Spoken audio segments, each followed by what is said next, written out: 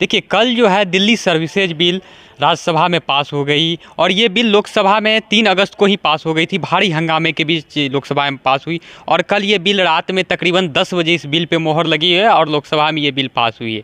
आपको बता दें कि ये बिल जो है दिल्ली सरकार को जो मई महीने में एक अध्यादेश आया था सुप्रीम कोर्ट का कि दिल्ली में जो लेफ्टिनेंट गवर्नर उपराज्यपाल है उसके हाथों से किसी भी अधिकारी का ट्रांसफ़र और भी कुछ मामले हैं जिसको छीन करके सरकार के हाथों में दे दिया गया था। उसके बाद से सरकार ने फिर कैबिनेट ने इस फैसले में एक अध्यादेश ला करके इस फैसला को रोक दिया था और उसके बाद कल इस फैसले पे मोहर लगी है और कल ये राज्यसभा में ये बिल पास हुई और 3 अगस्त को लोकसभा में बिल पास हुई थी और अब ये राष्ट्रपति के सहमति से ये बिल कानून बनने के लिए जा रहा है। आपको बता दें कि देर शाम इस बिल को लेकर के पूर्व प्रधानमंत्री मनमोहन सिंह भी व्हील चेयर पर बैठ करके राज्यसभा पहुँचे थे और देर रात तक वोटिंग के समय तक भी बैठे रहे। हालांकि वोटिंग का जो था इसमें वोटिंग इलेक्ट्रिक मशीन से होनी थी, लेकिन मशीन खराब होने के बाद वोटिंग रात में पर्चे से कराई गई और कुल 131 वोट इसके पक्ष में मिले दिल्ली सर्विसेज बिल के और 102 वोट इसके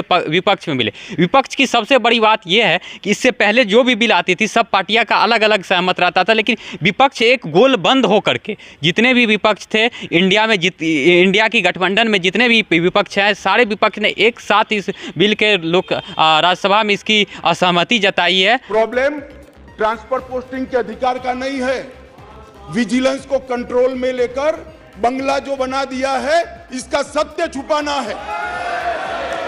जो भ्रष्टाचार हो रहा है इसका सत्य छुपाना है। 2015 में यहां स्थिति बदली और यहां एक ऐसे दल की सरकार आई जिसका मकसद, मुझे कोई झिझक नहीं है कहने में, जिसका मकसद सेवा करना है ही नहीं, झगड़ा करना।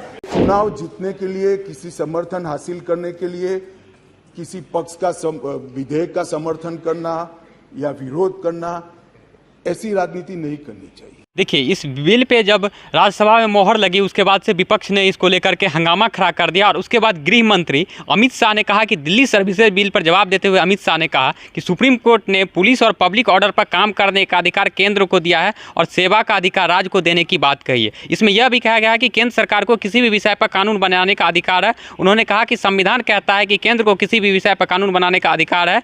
हम किसी भी सेवाएँ आती है तो संसद और संविधान में संशोधन का अधिकार है। गृह मंत्री अमित शाह के बयान के दौरान एनडीए सांसदों में मोदी के नारे लगाए गए, वही विपक्ष में इस बिल के दौरान इंडिया की नारा लगाया गया है।